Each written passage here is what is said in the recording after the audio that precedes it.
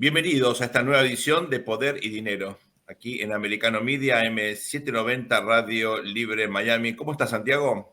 Muy bien, Sergio, muy bien, muy contento. La verdad que hacer este programa lo disfruto muchísimo y sobre todo cuando nos conectamos, digamos, con otros colegas que intentan dar la batalla cultural así como nosotros, ¿no?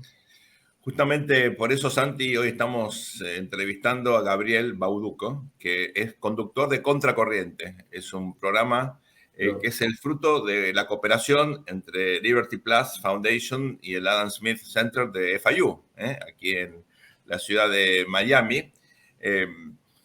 Gabriel hace este programa con un amigo de la casa que ustedes conocen, lo hemos entrevistado varias veces, que es Frank Zimmerman, una persona realmente deliciosa de todo punto de vista y sobre todo uno puede dialogar, creo que eternamente con Frank. Así es.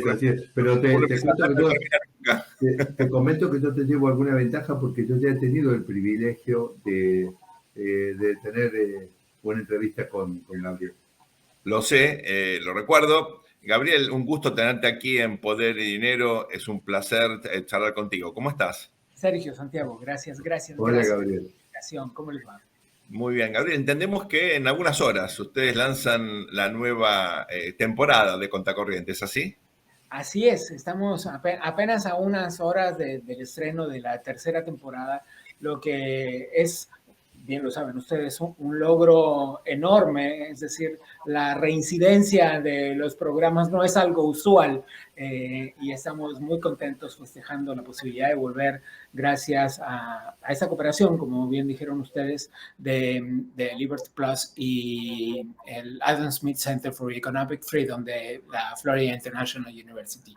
Es un trabajo que hacemos, que comenzamos hace poco más de un año, hablando de estos temas que son aparentemente ajenos. Uno suele no preocuparse por lo que pasa en los países de al lado, porque es como que siempre es el problema del vecino. Y lo que a veces cuesta entender es que esas decisiones políticas que toman los gobiernos tantas veces en detrimento de los intereses o del bienestar de los pueblos que gobiernan, en realidad muchas veces forman parte de grandes corrientes políticas continentales, ¿no? Efectivamente es así, coincidimos en la visión. De hecho, creo que nuestros programas tienen intereses comunes, una visión del continente crítica en el buen sentido de la palabra, buscando más preguntas que respuestas, tratando de entender, obviamente, estas corrientes, como tú señalabas, que involucran siempre a más de un país. ¿Por qué el título del programa? ¿Por qué Contracorriente? Bueno, porque digo, creo que eso lo tenemos todos más o menos claro. Hay como una corriente informativa, es decir, una ola de información que suele ir en una dirección y lo que hacemos en Contracorriente es ir un poco a contrapelo, a contracorriente de esa ola informativa, tratando de buscar el lado B de la información tal y como está fluyendo muchas veces, ¿no? Sobre todo en estos tiempos en los que el populismo de tantos gobiernos prolifera y entonces la información se unifica, muchas veces creando un discurso que a todas luces está muy manipulado y es preciso para los que tenemos un interés periodístico serio, sostenido y profundo, como en mi caso, que llevo más de 30 años de profesión, es preciso hurgar en otras partes, en otros rincones, buscar la otra campana de la información y eso es lo que hacemos en Contracorriente. Santi. Bueno, insisto en el tema de la batalla cultural que digamos que nos toca dar. Me parece, Gabriel, que esa batalla se hace más compleja casi cada día que pasa, porque aparecen cuestiones sorprendentes. Yo vengo teniendo algunas entrevistas sobre temas económicos. Empiezo a sospechar que incluso las instituciones económicas resultan manipuladas en aras de ese, bueno, como le llamamos en algunas partes del continente, relato, que en realidad es esa deformación cultural que intenta cambiarnos la manera de pensar y de hacer las cosas. Me parece que no estaría de más, considerando que prácticamente es cuando empieza la temporada ahora, ¿no? Que están a punto de lanzar. ¿Cómo estás viendo vos los desafíos estos que van en camino a complejizarse y no a estabilizarse, ¿no? En materia de batalla cultural. Estamos en un escenario sumamente complejo.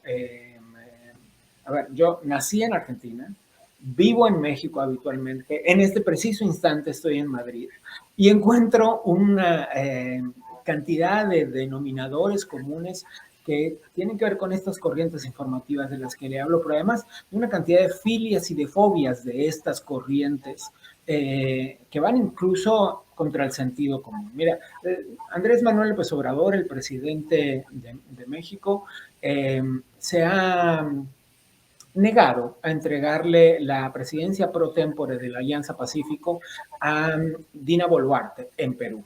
Perú será el tema que abordaremos esta noche a las 8 de la noche en hora de Miami, más o menos a las 10 de la noche en hora de Argentina y las 7 de la tarde hora de México. Ahí está el espectro horario para los que quieran sumarse a través del canal de YouTube de Liberty Plus y de Federalismo y Libertad y del Adam Smith Center. Se han negado a entregarle la presidencia porque considera que Pedro Castillo es víctima de un complot internacional. Fíjense nada más, este mismo Pedro Castillo, que a lo largo de sus pocos años de gobierno tuvo que nombrar 78 ministros de su gabinete. A este mismo Pedro Castillo, al que sus fuerzas deben responsabilizarlo de las muertes en las protestas. Nada más hasta el 28 de enero iban 58 muertos. Ahora ya van más o menos 65 muertos en las protestas en Perú. En este mismo Perú que está sufriendo un colapso de insumos, de muchas cosas, porque estas protestas, entre otras, cortan carreteras y entonces están teniendo desabasto de muchas cosas. Y uno puede creer, como cree el presidente de México, que Pedro Castillo es un pobre hombre, víctima de un complot internacional, o puede ver las cosas como son. Puede ver que estaba llevándose el país entre las patas, que iba en un proceso de destitución que estaba muy avanzado, que al final acabó sucediendo, que lo que intentó fue disolver el Congreso, gobernar por decreto y ordenar a las Fuerzas Armadas determinados actos que, entre otras cosas, incluían el Estado de Sitio. Es decir, no solo se trataba del sometimiento del propio pueblo que lo votó, sino además se trataba de tratar de reunir fuerzas como las del presidente mexicano, que estaba dispuesto a recibirlo con asilo político en la embajada y gracias a la celeridad de las Fuerzas Armadas peruanas que no solo le dijeron al presidente, no, disolución del Congreso y gobierno por decreto, no, que fueron las que detuvieron a Pedro Castillo cuando estaba a punto de llegar a la embajada mexicana para ser recibido casi como un héroe y una víctima. Gabriel, en ese sentido uno observa en Perú, obviamente en otros países de la región, un avance de lo que muchos denominan la democracia no liberal. Vale decir, líderes que llegan efectivamente al poder con mecanismos electorales, digamos, libres y justos, pero que una vez en el poder despliegan un conjunto de estrategias orientadas a concentrar la autoridad en su persona, a limitar la división de poderes, a erosionar la institucionalidad. ¿Tú crees que esta es una fuerza, es una corriente que sigue vigente en el continente o está en retroceso? No, para nada creo que siga, que esté en retroceso. No, no veo un retroceso en lo absoluto. Y las elecciones mandan. Ahí está Colombia, digamos, marcando una tendencia. Ahí está Brasil marcando una tendencia. Y esto que acabas de decir, Sergio, es crucial para entender qué cosas hacen. No sé qué tanto tiempo tenemos, pero hay algunas cosas que hacen exactamente siempre y son como de manual. Una de ellas es la disolución de los organismos que hacen el contrapeso al Poder Ejecutivo, los organismos autónomos, los organismos de Contraloría, muchas veces tiene que ver con cambios constitucionales y sin duda tiene que ver con tomar el control de los organismos que controlan, verifican y supervisan las elecciones. Bueno, eso es justamente lo que ha ocurrido en México días pasados, ¿verdad? Una erosión de la institucionalidad electoral que había con errores siempre, tal vez con mucho gasto, pero facilitado la alternancia del poder y el fin de... ¿No te parece demasiado temprano para hacerme llorar? Claro. Si te parece, Gabriel. Hay una reflexión, digamos, para terminar el bloque, digamos, si te parece, Sergio, escuchándolo a Gabriel. La verdad que no parece ser, me parece que tenemos que redoblar los esfuerzos y tenemos que dar la bienvenida a que Contracorriente entre con todo al aire de nuevo, porque el panorama que trazó Gabriel no es de que estemos ganando. ¿No? Efectivamente. Si les parece bien, vamos a una muy breve pausa y volvemos en unos instantes con más poder y dinero aquí en Americano Media, AM790, Radio Libre Miami. No se vayan.